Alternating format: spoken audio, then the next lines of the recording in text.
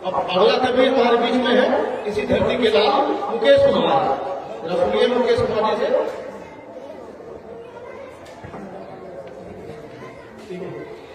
चलिए, आप सभी का स्वागत, मंच पर उपस्थित सभी महनीय गुरुजनों को स्वागत अभिनंदन और मां शारदा को प्रणाम करता हूँ। 4 लाइनें मैं अपनी आपके बीच रखता हूँ।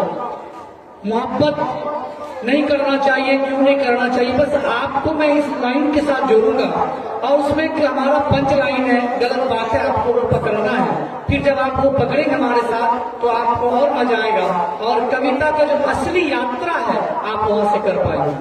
तो मेरा जो मुक्तक है, रात ख्वाबों में जलना आपके लिए है कि गलत बात है?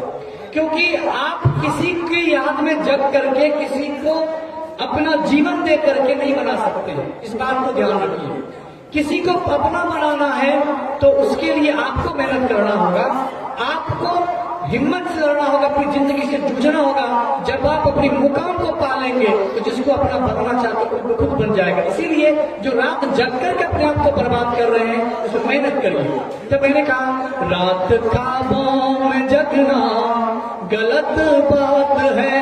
मंच के उपस्थित सभी जो हमारे कवि गधे जी हमारे साथ दोहरा पाए, मजा आ जाएगा आपको भी। रात ख्वाबों में जगना गलत बात है, रात ख्वाबों में जगना गलत बात है, चांद तारों को तकना गलत बात है। गर मोहब्बत है उससे तो कह दो अभी, गर मोहब्बत है उससे तो कह दो अभी, उम्र भर फिर रोना गलत बात है, उम्र भर फिर रोना गलत बात है। इश्क विश्क करना गलत बात है, चैन वैन खोना गलत बात है, रात रात जगना गलत बात है। अब मैं अभी सामने में 26 जनवरी है, गणतंत्र दिवस है। ये गाने में पहले अपने मेरी लिखी हुई जो गीत है ये मैं अपने बच्चों को बीच गा सुना चुका हूँ और सारे बच्चे हमारे साथ उस गाने को दोहराएंगे तो आपको मजा आएगा। 3 रंग से बना तिरंगा, 3 रंग से बना तिरंगा हो, 3 रंग से बना तिरंगा है भारत की शान, शान बढ़ा दो शान, भारत माँ की शान, शान बढ़ा दो शान, भारत माँ की शान, शान बढ़ा दो शान, भारत माँ की शान। इसमें 3 रंग है, हरा सफेद केसरिया, सबके अपने अपने मायने हैं। कौन क्या कहता है वो मैं इस गीत के माध्यम से आपके बीच रखता हूँ। रंग हरा है हमें सिखाता, हरियाली का पाठ पढ़ाता, रंग हरा है हमें सिखाता, हरियाली का पाठ पढ़ाता, केसरिया बल भरने वाला, श्वेत शांति का मार्ग बताता, सत्य अहिंसा अरे सत्य अहिंसा है भारत की पहचान, शान बढ़ा दो शान, भारत माँ की शान, शान बढ़ा दो शान, भारत माँ की शान। इसके 4-5 अंतर हैं, बस एक अंतर पढ़ना चाहूंगा कि आप भारत के बेटे हैं और भारत के बेटे क्या हैं, क्या हो सकते हैं, हमारे पूर्वजों ने सिद्ध करके दिखाया। 14-15 साल की उम्र में लड़के सीने पर गोली खाकर के अंग्रेजों के सामने डरे नहीं। हम उस राणा के, उस शिवा के, उस महाराणा प्रताप के वंशज हैं। तब मैंने लिखा कम नहीं भारत के बेटे, राणा शिवा के ये संतान, कम नहीं भारत के बेटे, राणा शिवा के ये संतान, गणित तो दाएं बाएं हमारे, गणित तो दाएं बाएं हमारे, अब साथ लिया विज्ञान, शान बढ़ा दो शान, भारत माँ की शान। उस अमेरिका को जिसको ये गर्व था कि अंतरिक्ष की दुनिया उसके लिए है, उस अमेरिका को भी हमारे देश में आना पड़ा, हमारे सैटेलाइट से अपना प्रक्षेपण करना पड़ा, क्योंकि हमारे बेटों ने, हमारे साइंटिस्ट ने केवल जो अमेरिका एक मिसाइल लॉन्च करता है उतने खर्च में हमारे देश के बेटे 8-8 मिसाइल लॉन्च कर देते हैं। इतना सस्ता और इतनी टेक्नोलॉजी हमारे पास है। तब मैंने कहा इतने पौरुष प्रताप भारत के दुनिया में छाए हुए हैं। किसी भी देश में चले जाइए आप, चाहे यूएस हो, अमेरिका, चाहे ब्रिटेन, सुरीनाम, सिंगापुर, मॉरिशस, कहीं भी जाइए, यहाँ तक कि सऊदी अरेबिया, 95 लाख लोग उधर बसे पड़े हैं। हम लोग वैसे कहते हैं बिहारी हैं, बिहार के लोग कहीं जाते बोझ उठाते हैं। साहब ये गलत सोचते हैं। हम बिहार के लोग या भारत के लोग कहीं जाते हैं बोझ नहीं उठाते, हम उस देश का वजन उठाते, उस देश का बोझ उठाते हैं, उस राष्ट्र का उठाने का हम करते हैं। तब मैंने कहा इतने पौरुष प्रताप भारत के दुनिया में छाए हुए हैं। ऋषि मुनि साधु संतों ने योग और वेद रचे हैं। कृष्ण ने भी यहीं पे आकर, कृष्ण ने भी यहीं पे आकर गीता का उपदेश दिए हैं। गर्व कर भारत के वंशज पर, गाओ मिलकर जयगान, शान बढ़ा दो शान, भारत माँ की शान, शान बढ़ा दो शान, भारत माँ की शान। बहुत बहुत धन्यवाद। अब एक 4 लाइन का छोटा सा मुक्तक है, वो मैं पढ़ता हूँ कि चलना बस में मेरे था। ये कभी कभी देखिएगा, आप जब मोहब्बत करते हैं तो नाकाम से हो जाते हैं। केवल आपकी उसमें नाकामी, आपकी केवल कमी नहीं है, क्योंकि जो जिम्मेदार पुरुष होता है उसकी कई सारी परेशानियां, कई सारी जिम्मेदारियां हैं। एक जिम्मेदारी को ना उठा पाकर वो बहुत जिम्मेदारियां निभाता है। तब मैंने लिखा चलना बस में मेरे था, मैं चल ना सका। व्यवस्था क्या है? चलना बस में मेरे था, मैं चल ना सका। आगे दोनों तरफ थी मगर मैं जल ना सका। बात बन भी तो सकती थी, कोशिश जो करता अगर। बात बन भी तो सकती थी, कोशिश जो करता अगर। डर जमाने की थी जो बिछड़न टल ना सका। डर जमाने की थी जो बिछड़न टल ना सका। ये जीवन जो है ये कई संघर्ष के फेज से होकर गुजरता है। आप बचपन जीते हैं, आप लड़कपन जीते हैं, आप किशोरावस्था जीते हैं, आप जवानी जीते हैं, आप प्रौढ़ावस्था जीते हैं, तब आप वृद्धावस्था जीते हैं। कई चरण हैं इसके, कई फेज हैं। और एक आदमी की सोच हर चरण के साथ बदलती है। जब आप छोटे बच्चे होते हैं, शिशु अवस्था में होते हैं, तो उसकी सोच अलग है, किसी एक चीज को देखने का नजरिया अलग है। लेकिन अभी जब बड़े बुजुर्गों की बात चली है तो अभी जो समाज हमारा है, मैं उसमें से महसूस करता हूं कि जो लोग बड़े हैं, आज लोग उसको बड़े की तरह इज्जत नहीं करते हैं। फिर भी मैं अपनी इस कविता के माध्यम से कह देना चाहता हूं कि तुम्हारा मानना ना मानना को फर्क नहीं पड़ता। क्यों नहीं पड़ता? क्योंकि जिसको ईश्वर ने बड़ा बनाया है, तुम्हारे छोटे के अंदर से वो छोटा नहीं होता। तो ये कविता है, आप जरा इसको सुनेंगे तो आपको थोड़ा अच्छा लगेगा। मैंने लिखा जो बड़े होते हैं वो हमेशा बड़े रहते हैं। जो बड़े होते हैं वो हमेशा बड़े रहते हैं। तुम्हारे मानने या ना मानने से कहाँ छोटे हो जाते हैं।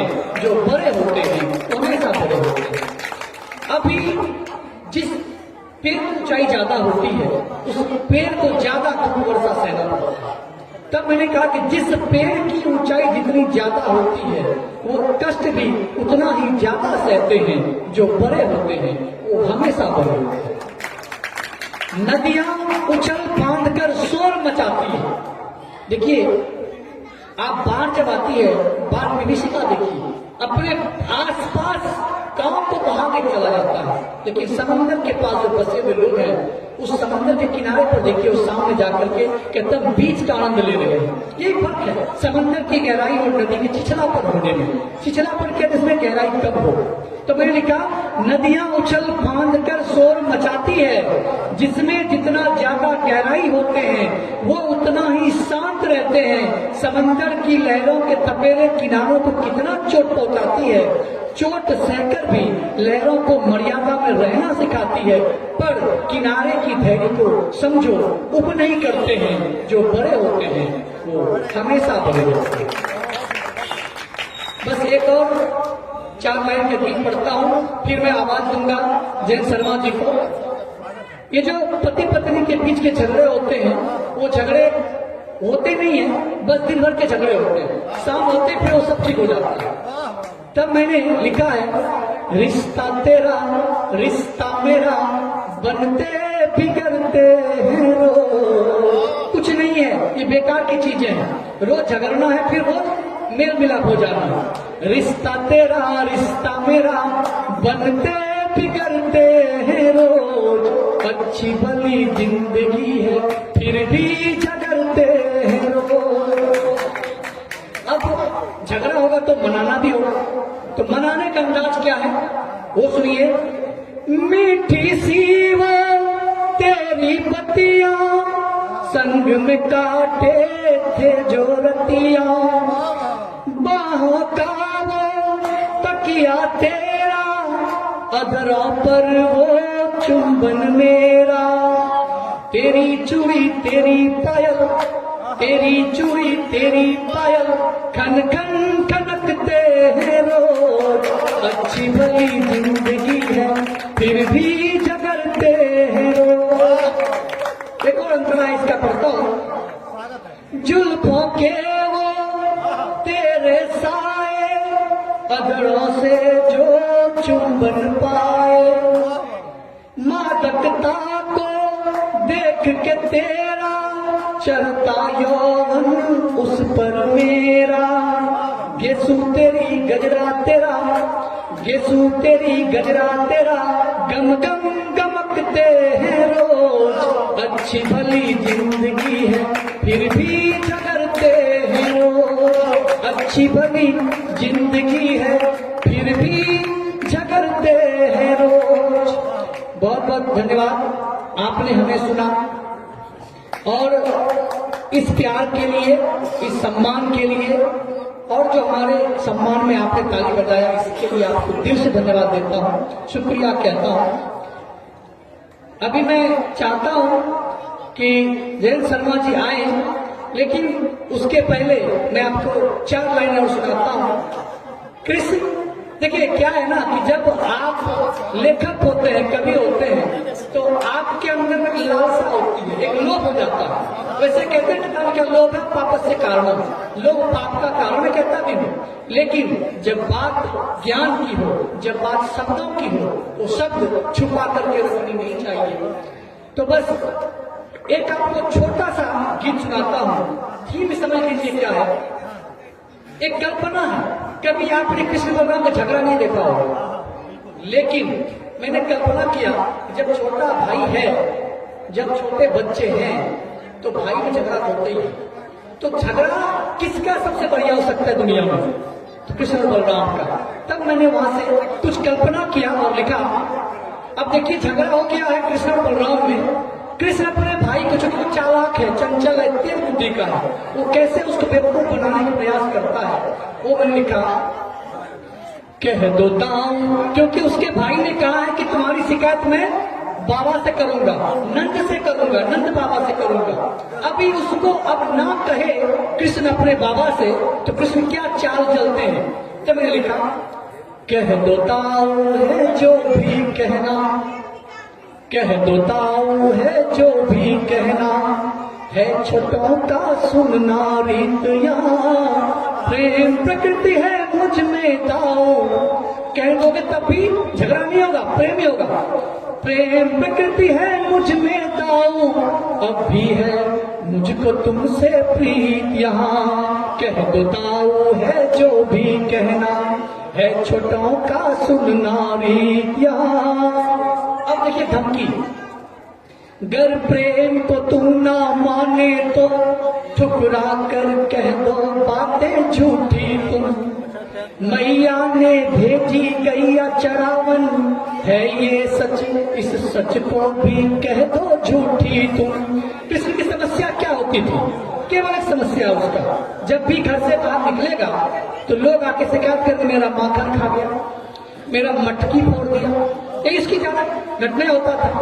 तो वहां से मैंने कहा कि मैया ने भेजी गैया चरावन है ये सच, इस सच को कह दो झूठी तुम। अब तेरे कहे पे न जाएगी मैया, तेरे कहे पे न जाएगी मैया, है लल्ला से मैया को प्रीतिया। कह दो ताऊ है जो भी कहना है छोटों का सुनना रीतिया। प्रेम प्रकृति है मुझ में दाऊ, प्रेम प्रकृति है मुझ में दाऊ, अब भी है तुझसे मुझको प्रीत यहाँ। ये राजनीति है, ये कुटिलता है। आपसे मेरा झगड़ा है, अभी देखिए लोक स्थिति क्या है, आपसे झगड़ा है, कुछ ऐसे चालू लोग होते हैं आपके सामने हंसते मुस्कुराते रहेंगे और पीछे से आप पर वार करेंगे। तो वही कह रहा है मेरे अंदर में प्रेम प्रकृति है, लेकिन रोक भी रहा है वो अपने भाई को। बाबा से कर दूं तेरी शिकायत, अब डरा रहा है भाई को, बाबा से कर दूं तेरी शिकायत, जो तू ना माने बात मेरी। तूने ही तो मुझको डराया, देखी थी हरकत सारी रात तेरी। अरे छोड़ो आपस के झगड़े बलदाऊ, है मुझसे बढ़कर ना तेरा कोई मित्र। कह दो दाऊ है जो भी कहना है छोटों का सुनना रीतिया। प्रेम प्रकृति है मुझ में दाऊ, प्रेम प्रकृति है मुझ में दाऊ, अब भी है तुझसे मुझको प्रीत यहाँ, अब भी है तुझसे मुझको प्रीत यहाँ। बहुत धन्यवाद।